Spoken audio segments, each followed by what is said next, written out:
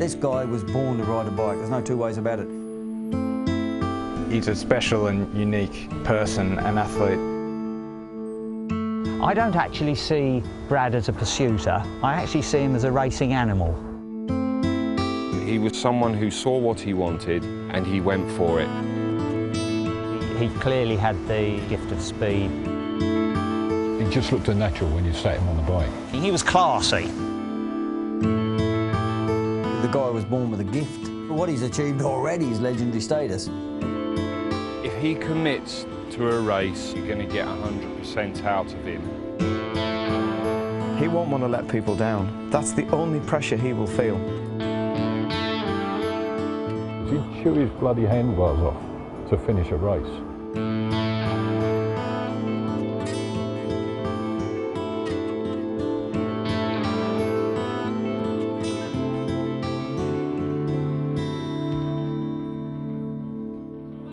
The man in black, Bradley Wiggins. So far this season, he has never put a wheel out of place. He's now licking his lips. He said, bring it on. I want to start this Tour de France. Well, now he's about to do just that.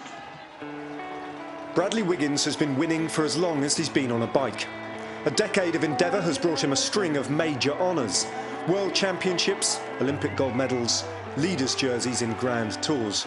But on the last day of June this year, he rolled down the start ramp in Liège and into the greatest challenge a rider can ever face, the Tour de France. This year, the famous race began in Belgium, as did Wiggins' story itself. He was born in Ghent, the son of a cyclist. Wiggins' father, Gary, was an Australian pro, plying his trade in Europe. Gary came over here in 1974. We were both riders of race on the track, and we used to go to races together. He was a good rider, determined man. Gary was a bit heavier built than Bradley, a big, strong guy. Yeah, I think his mum quite liked cycling as well from an early age, because that's how she met Gary, was at Paddington Track. She was there standing around the edge, and obviously she must have caught Gary's eye, you know. Gary's a good bike rider, good, you know, good Kermesse type rider, but, you know, very good on the boards, you know, and, yeah, rode the sixes, and, you know, used to come back to Australia and ride all the big Madisons and 6 days in Australia and everything else. But, yeah, very handy bike rider. But, you know, like most of us, never in the class of Bradley. He was about less than 2 weeks old when I first met him, held him in my arms, yeah. I never imagined, I don't think any of us did at that point, you know, that we would be holding or looking at a future Tour de France winner. He wants to win the prologue if he can, because it's a psychological slap in the face to everybody else. He's got a very aggressive, low-profile position there. I don't think in recent years I've ever seen anybody come out perfectly in their preparation for the Tour de France. He was just 2 years old when his mother Linda moved back to London. Her marriage to Gary had fallen apart, but she didn't turn her back on the sport, and from a young age she successfully nurtured Wiggins' growing obsession with cycling. You know, I was a big football fan as a kid, as most kids are. Grow up in London, council estates, not much else to do other than kick a ball around. But obviously I had this thing when my dad was a pro, so the cycling was there in the family, and that's where that spark started for me. And once I fell in love with the sport, that was it for me then. It was buying Cycling Weekly every Thursday, trawling through all the results in Europe, and that was the only way. You know, Eurosport didn't cover cycling when I was a kid. You didn't have Twitter, you didn't have the internet. So the only way was getting on W.H. Smith in Kilburn on a Thursday and picking up Cycling Weekly and looking at all these great photos, cutting them up and sticking them on my wall, and dreaming one day maybe that I could do that. That was what it was about, really, and that's what I fell in love with. Other kids had pictures of Gary Lineker and Paul Gascoigne and that, and I had Miguel Indurain and Johan Museo, and they were my, heroes. So it was, I think there was one of Tony Dorr at some point, but they were my, they were my sporting heroes as a 11, 12-year-old, you know, and yeah, so that's what it was all about.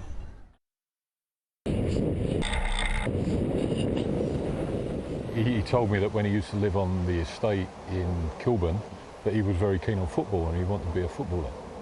He was always out kicking around with the kids there, but then he realised they were getting in trouble and he didn't want to get in trouble and took to the bike. In later years, when I went and worked at the Ghent 6 Day with him, I overheard him talking to a reporter and saying, probably one of the most significant wins of my career so far. At that time, he was a world champion. So afterwards, I said to him, what's all that significant wind? And he said, listen, this cabin that we've been sitting in for the past 6 days at trackside was probably my first memory from cycling. He said, I remember being in a cabin, it might have even been this cabin, with the smell of embrocation and all the razzmatazz of the 6 Day circuit, watching his father race. But then I thought, well, I think you were about 2 then. He said, yeah, but that's what I remember. Third overall in the Tour of the Algarve in the early part of the season. He went on in March to win Paris-Nice. A month later, he was the winner of the Tour of Romandy. 2 months after that, he was the winner of the Criterium de Dauphiné. But it's all been about building up for this month. That's all he's dedicated his season to. What sort of kid was he? Small, ginger, a little bit chubby. Always had an Archer Road Club top on, and can remember him sitting up in the grandstand over there at the back, very quiet, a little bit away, a bit shy. I think a lot of cyclists are like that, sort of shy in a way. You know, I think that we tend to express ourselves on the bike. In the very track centre here, young Bradley Wiggins used to come and play bicycle polo on a Saturday lunchtime. I mean, I was always here, but I wasn't training. I was up in the old grandstand there having a bacon butty. And then getting the polo bikes ready. So a lot of the boys, when they'd finished their track training, they'd come in the centre and have bicycle polo. He was pretty adept, you know. I mean, many of them said it taught them a lot of their bike handling skills for the track, because in polo you could lean on riders and knock them about. Always looked like he was a bike rider. Always looked immaculate, his kit was immaculate, his bike was immaculate, and it just looked natural when you sat him on the bike. Wiggins has just gone through the check in 10th place, but 6 seconds slower than Sylvain Chavanel. That's a bit of a shocker for this man, but he again is better suited to the long individual time trial. 10th place, looking for 6 seconds. Brad was about 14 or 15 years old. I met him here at Herne Hill. He clearly had the gift of speed with very little effort, and he was very fluid, he was very smooth. Nothing was wasted. Everything actually went into making the bike go faster. He'd be relaxed in his upper body, even when he was making big efforts and riding really fast. And clearly they need to be blessed with genes, which Brad clearly was. Clearly they want it, and Brad clearly wanted it, but they also need to be clever. He did have that as well, and I think those three are almost a guarantee of success. He saw himself as a pro, and he acted like a pro even at that stage, and in fact it wasn't an act, that was how he was. And he was classy. I mean, I've been racing since I was 12, and it was just about racing as a kid, you know, racing crits here, there and everywhere. So, and that was what it was all about, racing. So from it's not like I started doing time trials, as a lot, you know, Chris Boorman, etc. did. So it was always about just racing your bike and enjoying racing and tactics and trying to win a sprint at the end. And so that's where that all started. And I've kind of regained that a bit the last few years. Bradley Wiggins has actually picked up over the latter part of this course, and look at this time. It's going to be very, very close indeed as he comes around inside the 150 to go. If he has lifted it, he was 6 seconds off the pace at the check, and now 7:20 is the record. Surely he is going to go inside the time here. Wiggins hits the line now. He is in first place, 52.3 kilometres an hour. Is he going to win it, Maurice? Bradley? Yeah. Yeah, he's going to win. Let's hope so. It's What could stop him? Well, you know, I think the only person who can stop him is himself. By 1995, Bradley Wiggins was a schoolboy champion, and he continued to win races at junior level. His talent was obvious, and he had the swagger to go with it. But there was another side to him too. Approaching his first Junior World Track Finals in 1998, he was plagued by self-doubt. He was getting the collywobbles the evening before the final of the World Championship, Junior World Championship pursuit in Cuba. And he said, "Do you think I can do it, Sean?" And I just smiled and I said to him, "If your opponent knew what I know, he won't be able to get out the toilet this morning." Wiggins had instilled the fear and took full advantage. He rode out his first ever World Pursuit Gold. That year he swept up 4 national titles as well. His march to the very top of his sport had begun. Others took note. I think my first sighting of Brad was probably in this building itself for national championships. And the first recollection of racing with him itself was probably Commonwealth Games '98 in Kuala Lumpur. He was still a junior, he'd just come back actually from winning his first world title, junior pursuit title. I think back then we were all big kids. The pranks, the practical jokes. He was of that age where he took that on board quite well, and he gave as good as he got, that's for sure. He looked the part, he rode the track well, and despite the fact that he was a youngster, he was already showing skills that you would associate with somebody probably senior to his age. He pretty much knew, or he thought he knew what he wanted, and he had a vision of what it was. Already had his entourage with him, and he basically turned up. He was a fully fledged professional living the life then, and that's how he's continued pretty much through his bike riding. Bradley Wiggins of Great Britain, the 23-year-old starting in the home straight, trying to nail his first senior crown. Everything seemed to be set fair for a seamless transition to senior level and a successful career. But it wasn't that simple. Those old worries had never gone away. Self-doubt and ruthless self-criticism were never far beneath the surface. Unsure that he would ever make it, Wiggins began to think his future might lie away from the track. Brad was quite an emotional character in his formative years, shall we say. Peter Keane, the director of British Cycling at the time, phoned me up, and I wasn't involved with British Cycling, and said, having a few issues with this lad. He seems to have got so close to being a world champion, and then decided he's going to go and work with somebody in France. Will you come and have a word with him, because he wants to do what you did. You might have some more influence. So I did. Well, it's 0.4 of a second now. The Great Britain rider is under pressure. So all I did is ask him questions about, get him to question himself as to why he'd made that move, why he decided to suddenly change direction when I'd see it as being very successful, but I think he saw it as failed because he hadn't become world champion. And only through a process of just talking, really, he let me in. He realised that I've actually got most of the ingredients in the direction I was going with the people I was with, and I'm only such a short distance away, I'll stick with it. And now it's only 0.07 of a second.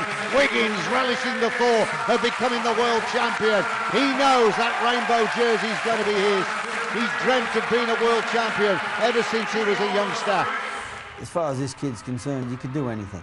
You know, you go that fast on a bike, and what you got to remember is the one thing in any walk of life, you know, is speed. And if you've got speed, it'll kill off your opponent. Whether it's you're faster going uphill to the other guy or faster on the flat, but one thing, Brad has tons of speed. And, you know, he goes across the ground quicker than most. And I think that's always been, but getting him to believe that is not always easy. Here comes Bradley Wiggins. What a performance by him. He's coming up to the line now. There it is. Bradley Wiggins is the world champion. 4:18 the time. His first senior world title. The proof's in the pudding there, you know. He showed the pedigree young, but he's carried it through, whereas a lot of junior world champions these days fall by the wayside.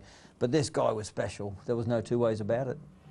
This is Bradley Wiggins chasing his second world 4,000-metre individual pursuit title. I find him a very compelling person to watch and to listen to, because there's clearly a massive amount going on in his head that isn't necessarily coming out of his mouth. All I wanted Bradley to do really was to think and question his own motives for the decisions that he was making, and he was astute enough to do that. Look at this, it's over half a second already, and we've only completed 1,000 metres. I don't actually see Brad as a pursuiter. I actually see him as a racing animal. a very clever racing animal. Bradley Wiggins of Great Britain really does look in superb style. He's chasing this second rainbow jersey for the individual pursuit. If he commits to a race and to an event, you pretty much know you're going to get 100% out of him. Well, look at Bradley Wiggins here. He's about to make the catch, and the German, Robert Bartko, has got no answer to it. Wiggins overhauls Bartko to win his second World Individual Pursuit title. What a display of speed and confidence there, and he salutes the crowd. It was a phenomenal ride. On a world stage, when you're in the shop window of a velodrome at a World Championships, Commonwealth Games or an Olympic Games, if he's on the track, he will give all he can.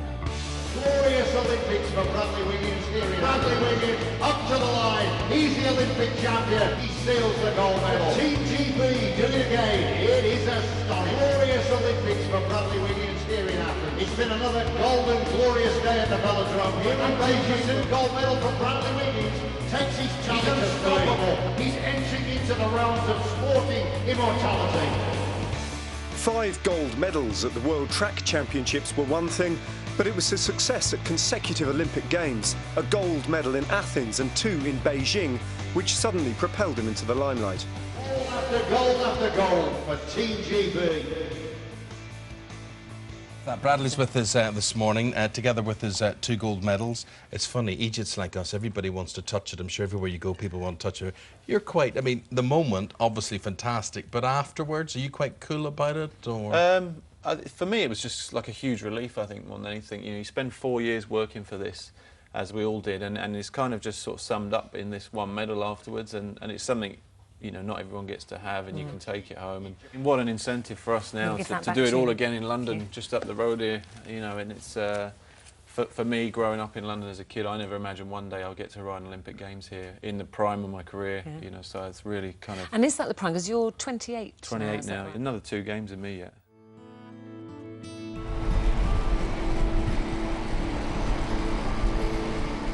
Despite a string of titles and serial success stretching over a decade, Wiggins wrestled continually with the austere lifestyle of the cyclist. After his gold medal in Athens, he embarked on his own booze-filled 9-month sabbatical. It was GB Cycling, headed by Dave Brailsford, who pointed to the way out, and once again he lent heavily on certain trusted figures.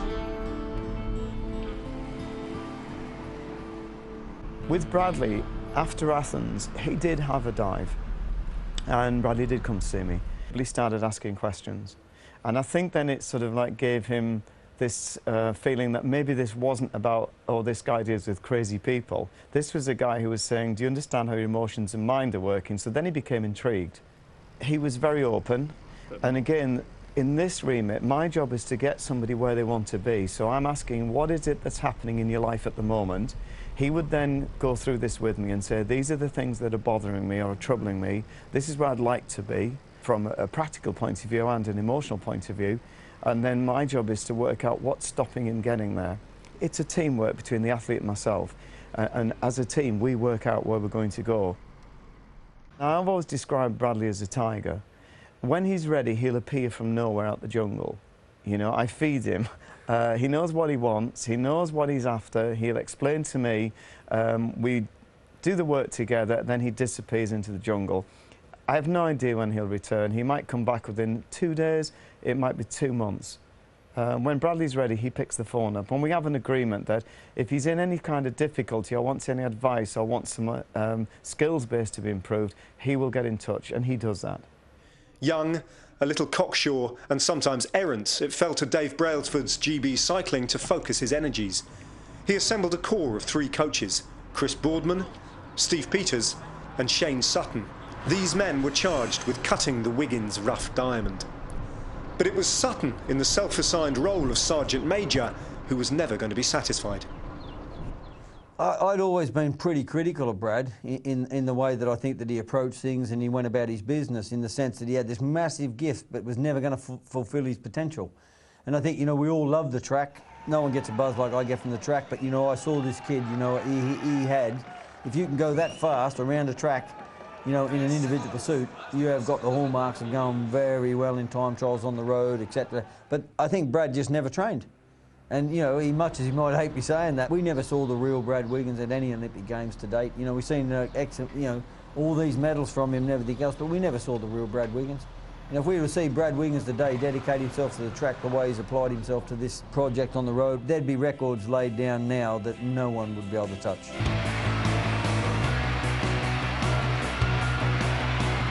Bradley Wiggins had won it all. Team and individual pursuits, Madison's, it mattered little. Track cycling had brought him success and fame. But all the while, another target was moving into sight. The road. His forays into the Continental Pro Circuit had whetted his appetite. This was where his future now lay.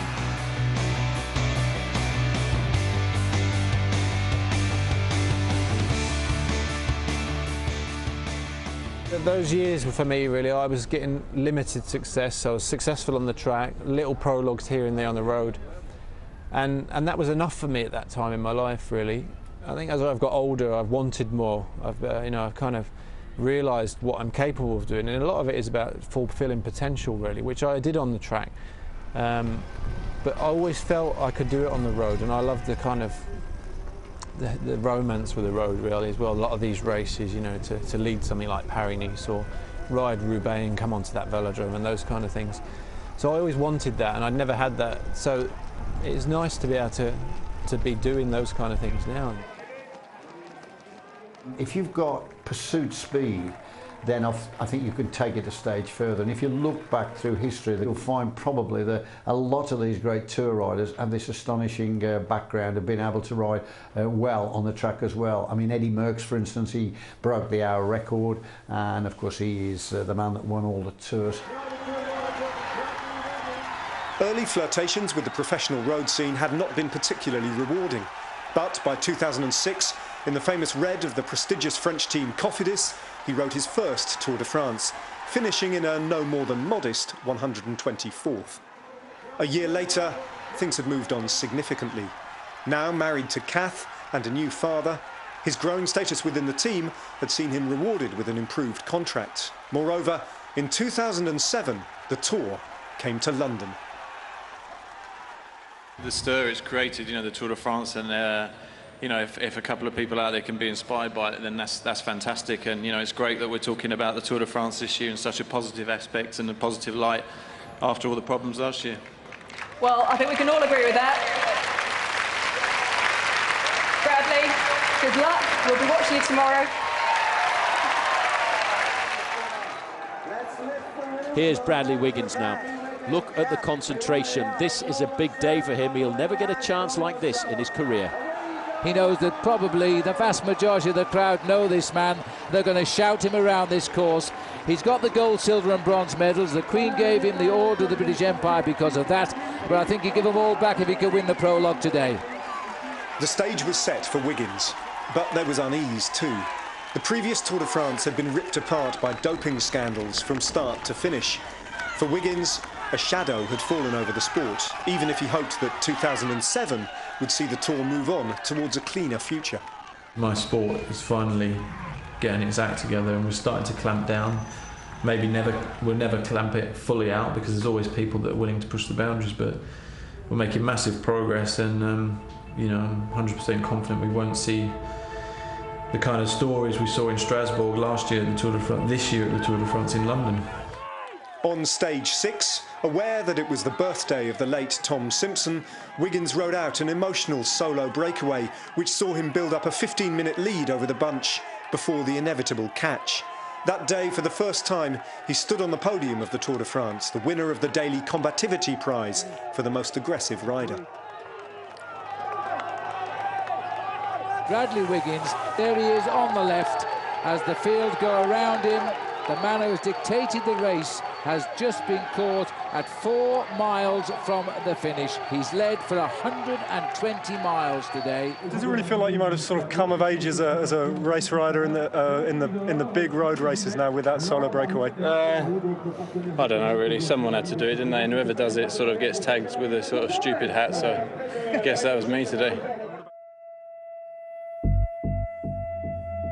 But by the time the race reached the Pyrenees, his worst fears were realised. The nightmare of doping hit home. At the end of stage 16, his Cofidis teammate Christian Morini was marched publicly away by the gendarmerie after a positive dope test. Back in Manchester, Wiggins reacted with revulsion and shock to the state of not only the Tour, but road racing in general. We were locked in our rooms with police officers. Our stuff was searched, and it's reassuring to know that that's the lengths and the seriousness that the police take it out there in France. That if my wife's flight hadn't been booked to Paris, to come to Paris, I'd have climbed off and gone home. I just did not want to be part of that race anymore. I think the team managers have to take responsibility for this as well, because they're willing to pay, these guys that are under suspicion and involved in previous years in doping scandals and that. The last 2 years, my childhood dream, which became a reality, has been all over by certain members of the peloton. My role as an athlete and, some people would say as an ambassador for the sport is to just go out there and continue plugging away and continue trying to win races clean. Wiggins returned to what he knew. The clean, hermetically sealed world of the track gave him the refuge he sought from the sprawling, corrupt road scene he felt he'd left behind him. Steve Peters refocused him again. I think one of the strengths of Bradley is that he is able to step outside of the situation and himself and do a reasonable self-appraisal. So he may speak emotionally, and his emotions may go up and down. The human within Bradley is quite stable, and he can look onto this and recognise what his emotions are doing to him, and that's a massive plus in an athlete. Whether he can then deal with it is another matter, but he works on that, so that's a skill base, and he's getting better and better.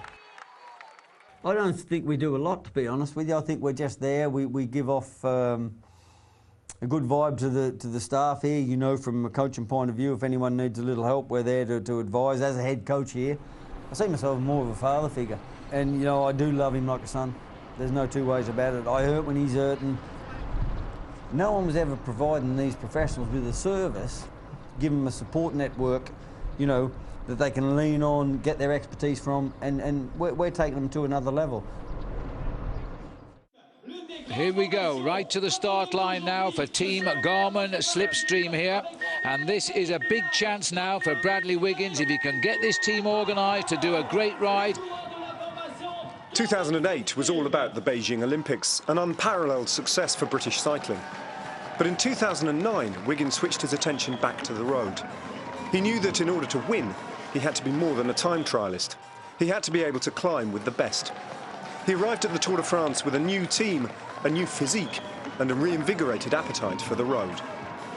I lived in France for a few years, so I kind of got a sort of a bit of a kind of an affinity with the French. I do a lot of interviews in French, and I kind of love their passion for this great race and their sport in general in France. So I respect that in them. This sport, you can't fail to inspire someone at some point. It only takes one person to be inspired by something you do, and it's what they go on to do then one day say, well, actually I was inspired by watching Brad Wiggins win Paris-Nice or something. And those things are, that's what this is all about ultimately. Now, what is Garmin going to deliver? It'll be a new best time here. Garmin Slipstream are now in 46.47. They've done what they can do. That's the best time on the board, and they've done it virtually the whole way with just 5 riders. It's about being good for 21 days and carrying out a process day in, day out for 21 days. And it is Bradley Wiggins who's driving up to the line. Well done, Bradley. This is a ride and a half for the Garmin Slipstream rider. And never having any really bad days, never having any real exceptional days, but just being good. The face here of Bradley Wiggins. He's confirmed today that he is in this race to Paris, and he is in the race for a high finish. He is one of the best riders in this league group, and he's very, very strong indeed. And I think ultimately that's what wins you the Tour de France. Bradley, you've got to ride your heart out now, because you are holding 4th place by the skin of your racing shorts. His 2009 Tour de France smashed expectations. Climbing alongside the greatest stage racers of the age in Armstrong and Contador, he became a real contender, finishing 4th and equalling Robert Miller's all-time British Tour record. That summer, his value soared. His sudden elevation coincided with the launch of Team Sky, with the avowed public intention of winning the Tour de France with a British rider. Dave Brailsford, the guru behind GB's cycling success, was recruiting aggressively. They needed Wiggins, but would they get him? Family man, someone waves a big cheque in front of you, and the team's British. In the autumn of 2009, Dave Brailsford, the mastermind behind Britain's Beijing gold rush, was putting together the final pieces of the Team Sky jigsaw. New bus, new money, big ambitions. A tug of war ensued between Garmin and Sky. In the end, money talked, and Wiggins, almost overnight, became a millionaire. And with the riches came the pressure. For the first time, Britain started to consider the prospect of a homegrown Tour winner, and so did Bradley Wiggins. This year I've sort of become more efficient to kind of going longer on these sort of climbs, and that's what I've prepared for more this year. So it's not as if I'm much more powerful than last year. I just can do it more often, really. Climbing is a funny old thing. You've either got it or you haven't, really, and you just have to have confidence in how you've prepared, and power to weight means everything when you're climbing for 1 hour. This is Bradley Wiggins. We need to look at his face. He's looking as though it's beginning to hurt. Well, it should be. It's nearly over. 3.5 kilometres to go for the leaders. Wiggins started all the trouble today with his team, and he's lived up to it so far, but don't unhitch now, Bradley. But the hype was trumped by reality. From the drop of the flag, Wiggins' first tour with Team Sky fell flat. I got to the tour in belief that, the people that were around Brad, it was going to be a good tour. And what we were seeing before our eyes, and before we got the tour, we were doubting that we were getting the right information. But Wiggins is now gone. He's been slipped off the back of this group. The numbers and everything that we were getting from Brad in 2010 was, in layman's terms, Look at the gap as Wiggins hits the line. 1 minute and 3/4 lost to the men he's trying to beat here. That's a serious loss when the day seemed to be going so well. Brad's all of a sudden come from earning like a reasonable salary as a good bike rider, steady family life and everything else, to becoming a megastar after in 2009. So, all of a sudden he rocks up, and, you got the likes of James Murdoch backing you. I'm the man. And I think he took that attitude and he was quite blasé about that, but what he didn't look at was the hard work.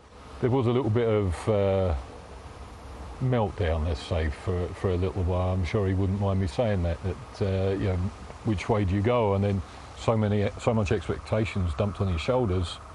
He's the leader of this team and this new team, and they're going to do this and that. And like you say, the Great White Hope.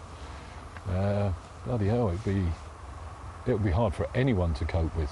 And I said to Brad, what are you doing? He's laying home in bed. And I just went absolutely nuts. Dave Brailsford went nuts about it. It wasn't acceptable. 2010 first race in Team Sky colours. I think there was two things going on, in my opinion. First of all, he was still in one of his, I'm kidding myself that this is the right way to go kind of thing. When the form, I think he was avoiding the hard training, the losing the weight, the detail that was going to make the difference that he needed to do. And the second is, they were trying to be too clever. They'd lost track of the fundamentals of to ride a bike fast, and we're looking at the tiny details of a fantastic bus that had lights that changed colour, and we're going to start you at the start of the day in the prologue rather than with everybody else at the end because the weather forecast says, and they were really trying hard to, and they lost sight of the bigger picture because they were so fixed on the details. No one really knew how we're going to try and win the Tour de France. What did you do last year? Well, I did the Giro. Maybe that was what worked, so we went back and did the Giro the following year. And then obviously I had a disappointing tour, way below expectation, although finished 23rd, so it wasn't a complete disaster. There were some positives to take from it. But what it did was it gave us the tools and the initial stage to go, actually now, right, how are we going to make this motor work, this engine of yours? And that was where it was decided, well, Tim Kerrison, Shane Sutton, they're going to look after me, and that's where Tim had been following the team around for a year, come from swimming, so knew nothing about cycling, but knew about endurance training and how to train the body to be really good at something. The first step in that was analysing the demands of the Tour de France, really having a look at what it takes to win the Tour de France, and in reference to Brad, as the leader, as the GC rider. In 2010, we got to watch Brad ride the Tour, up close and personal, and It was a challenging tour in several regards, and we got to see where Brad didn't quite meet the demands of the event. And there were a couple of things in particular. You know, we know that Brad's a fantastic time trialer and always has been, but the two of the key performance criteria for the tour are to be able to time trial and climb. And it was a bit out of balance there. He wasn't climbing as well as he was time trialing. So for a start, we recognised we needed to continue to develop his climbing. We can talk about science and we can get Tim in here and we can go for every number. You know, we can give you his 2-minute power, you know, right through to whatever you want, to 4:59 average for the Worlds last year, to 4:92 in, you know, the prologue last week, whatever. We can give you all the science behind everything else. But it's like anything, I think, and it amazes me in sport when I watch Sky, you know, the football on Sky, and they say, oh, it's on his left peg. Unlucky. You know, if you're being paid that amount of money and you've only got 2 feet and you can't kick with the other one, you're doing something wrong. And I think, you know, this is exactly with Bradley. You know, we've gone away and we've trained every area that you need to train as an athlete. It's just making sure he trains. That's the science. There's a reaction from Wiggins here. He's on the attack. Between Shane and myself, met with Brad, talked about, you know, this is what we think it's going to take to move you on. And over the next few months, we started to put together a program. Brad committed to it 100%. I'm not sure at that stage we necessarily were 100% believed that we could move on far enough to win the Tour de France, but we were certainly going to give it a crack. Whatever the reason for his failure in 2010, the message got through that things had to change. Wiggins started to train harder than he had ever done before, banishing the complacency of the previous year. And out on the road, it was starting to show. In 2011, he won the Dauphiné, his first major stage race, and then he followed that up by winning the Great Britain National Road Race Championship. Bradley Wiggins wins in emphatic style. Shane Sutton, Tim Kerrison have worked wonders this year for me, and you know, we had a plan this year, a training plan, and it's, you know, we are a week out from the tour, and it's, if I'm ever going to do something special other than what I did in 2009, I certainly feel twice the bike ride I did then. So yeah, just enjoy it now, really. When Team Sky arrived at the start of the Tour de France in 2011, they were all confident that Wiggins was in the form of his life. It's obviously a very, very demanding sport in competition. And to prepare for that, the training has to be very, very demanding as well. Not only to get the body into absolute peak shape, but also to create a robust athlete that we know is going to survive 3 weeks, that both physically and mentally, and maintain a high level of performance day in, day out. Can't afford to have a bad day. And I think Brad will say now that he recovers very, very quickly. He has more explosiveness, he can respond to attacks much better, but then he can come back to an intensity that most riders couldn't sustain for more than a couple of minutes, and he can come back to that intensity, sustain it for, you know, for half an hour, and actually be recovering. So they're the sorts of things that we've built into training to ensure that Bradley can respond to any situation that's thrown to him. What might have happened will remain a matter of conjecture, though. Fate, as it often does on the tour, had other plans for Bradley Wiggins. We're going to start to see some very high speeds now, because there's another crash. That's the race radio telling me it's a crash. Oh dear. Right down, Bradley.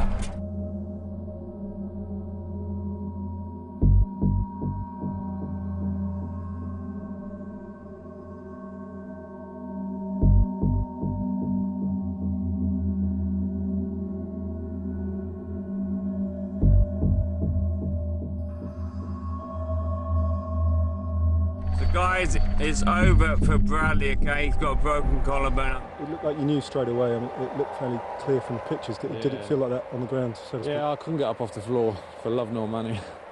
And, you know, once I did make it to the side of the road, I kind of kept saying, I just want to get back on the bike, and but it comes a point where, you know, you just can't do it really, so. But I feel top of the world now. I've had some fantastic drugs in there, and I feel fabulous now. So.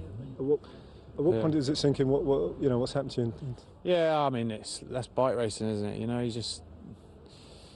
I'm gibbering now, but it's unfortunate. But you know, life goes on. It's only bike racing at the end of the day, and I've got fantastic form, and it's only a break, collarbone. So you know, recover from it and be back for the end of the season, I'm sure. So.